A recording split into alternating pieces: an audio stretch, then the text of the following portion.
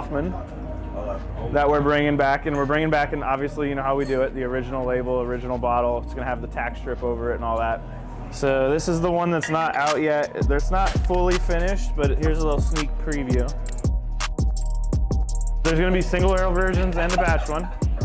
It's 6 years old, and the price range that we're going in with the Hoffman, the batch version, is going to be a lot more affordable. We want it to be a little bit more user-friendly. We want it to also be a pour when you, because we're obviously opening up for a tour, gift shop, tastings, and the way our business is trending right now, it's looking like you guys are going to come in and I'm going to be like, yeah, we don't have anything for anyone to taste. Thanks for coming to Old Commonwealth. So we need to have a product that's on the shelf. That's at least there for people. Fair. There's an old Hoffman that's from like 1880 from the originals. And then there's the Hoffman Rare Selection, which is the Julian version in the square white bottle with the red wax on it. It's got like the diamonds on it. That one is going to be what we do in a bottle very similar to this, and that one's going to be Hoffman Rare Select. So anybody that does a single barrel will get to have the Rare Select version. The batch version will go into the original like 1880s Old Hoffman version. So BBR is the first group ever that's going to be able to pick a Hoffman Rare Select. So clap it up for that.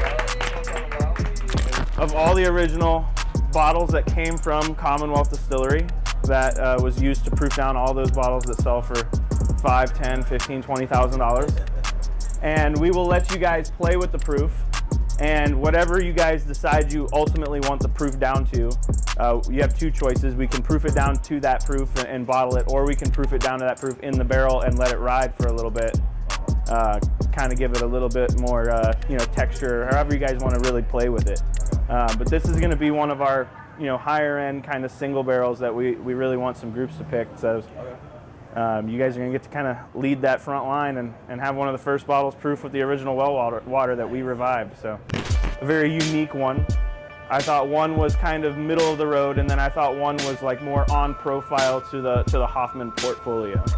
So I'm not going to tell you which one's which.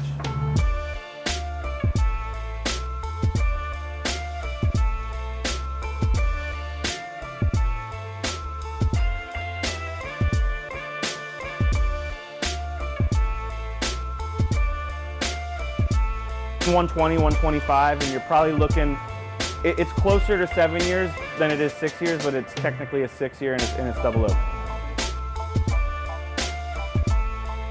Really enjoyed this brand and these Hoffman barrels a lot because, they're, for 6 years old, they do not drink 6 years old. No, they drink older.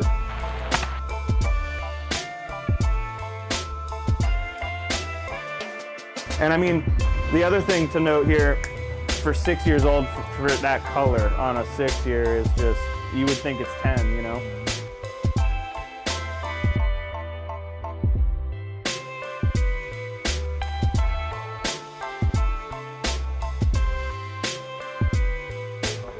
See, I think the second one I like better than the first one. Yeah. You do? On the palate?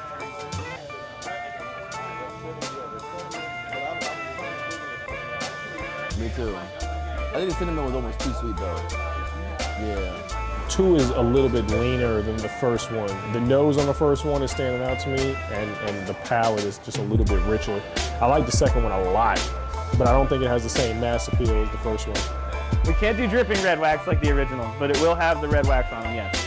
And it'll be that white wraparound label with the gold diamonds that say the rare selection underneath, yeah. Yeah. No, the original batch version was the tack strip. The rare selection version never, it was just a wax seal, never had a tack strip.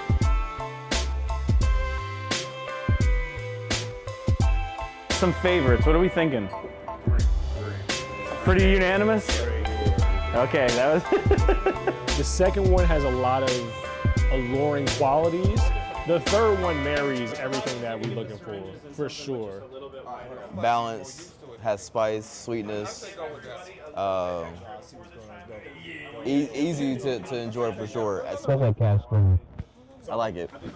Number 3. 3. We're doing 3. Because I thought that was the unanimous favorite, That's right? unanimous. That's okay, so I'm going to unanimous. pour 3, and then everyone grab a syringe. We're passing the water around, and we can play with proofing. So you're probably starting at like I would call it an average, like 122 range at cask. And then 1 drop of water out of those syringes is typically 1 proof point. So if you add 10, you'll probably be at like 112. Yep.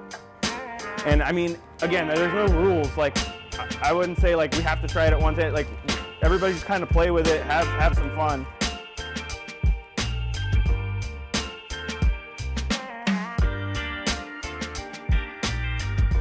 So cask strength was amazing. I thought 2 drops was also amazing.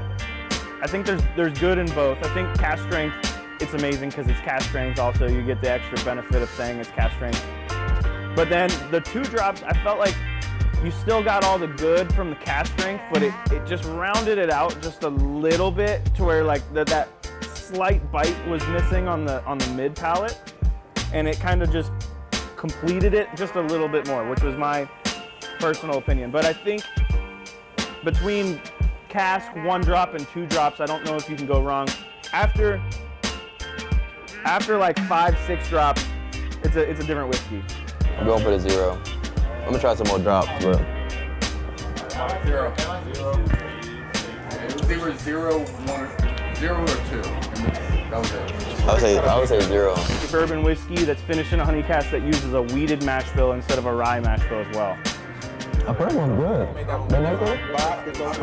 That was one of the fall ones, was that? So 2 falls, which that time frame in batch will be like October, November range, and then we've got the winter one, which is usually February is when we deem those ready.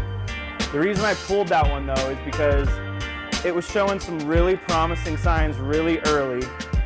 We can obviously dump it early if we just love it where it's at. However, I think it only gets better when we get to February. Yeah. And usually when they start showing good signs early, they only get better. I always want it to be difficult for you guys when we do nectars, because when we pull from the seasons, we do the batch, and then I always say, hey, before we do the batch, this one, and this one are not allowed to be batched. You have to figure out the blend without these because they're extra special. So it's always going to be a tough decision on nectar picks because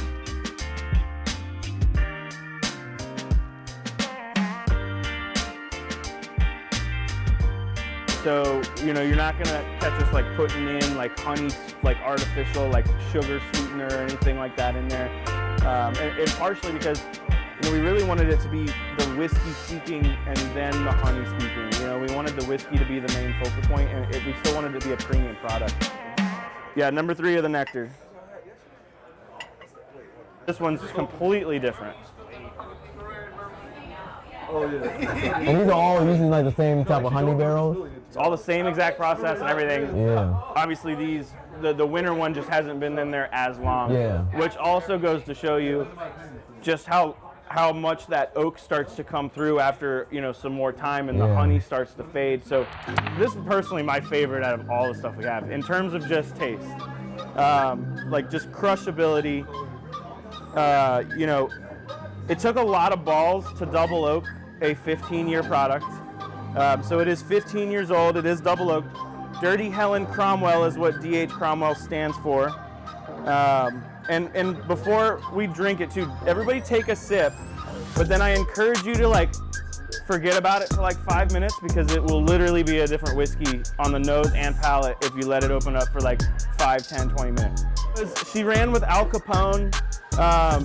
At her bar, she sold 2 different types of spirits. It was Scotch and it was bourbon. So back in the day, during the Commonwealth days, there was a guy named Gordy Jackson that won a single barrel from Julian at the time, and he was enamored with the Dirty Helen story. So he got to obviously pick the label and stuff, and this is what he ended up doing. We brought that original label back. So we will have a batch 2 coming out. I don't want to say exact dates, but keep an eye out. However, batch 1 sold out in like less than a minute. So Old Commonwealth, obviously the name of, you know, the actual flagship, right? We knew it had to be the first thing that we released. This is the second batch. The first one was in October of 2024. We just did this one like a couple weeks ago. Near and dear to my heart. This one is, I don't have any guidelines for future batches like it always has to be, like this mash bill or this proof. This is just deemed as, you know, Kentucky. It has to be Kentucky straight bourbon whiskey for us, and it's got to be what we have that's exceptional and 10 years old. Those are the only guidelines. So you'll always get our best 10-year product when we release OC10, is essentially how that'll work. As many of you know, it took us years.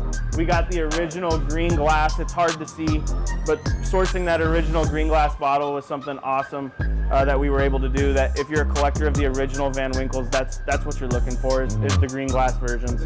In terms of just looks, this is my favorite one, guys. I mean, this is just a badass, all-around looking bottle in all aspects.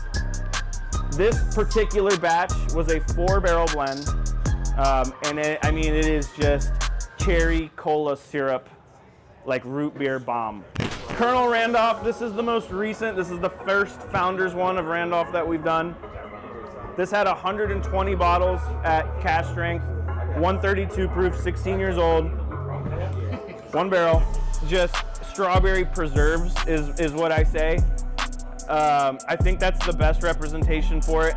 If I didn't tell you it was 132 proof, you're guessing way underneath that. But I mean, it is just jammy, you know, red candy, like a watermelon Jolly Rancher, like that artificial kind of red candy note. This one was picked with Life of Lux with Joel, which, you know, a lot of you here obviously know Joel. This is the first Life of Lux and Colonel Randolph that's ever been a hazmat pick. This one I do recommend, after you get the pour, let it swirl it around, let it open up. It doesn't drink 143. It still has a lot of the fruity, kind of jammy notes to it, but it definitely is a different beast. Now, you're looking at 120 bottles in the 132 versus 64 bottles in Joel's Yield. So, yeah, so the one we're pouring right now just sold on Sotheby's for $4,300. Right here? That one.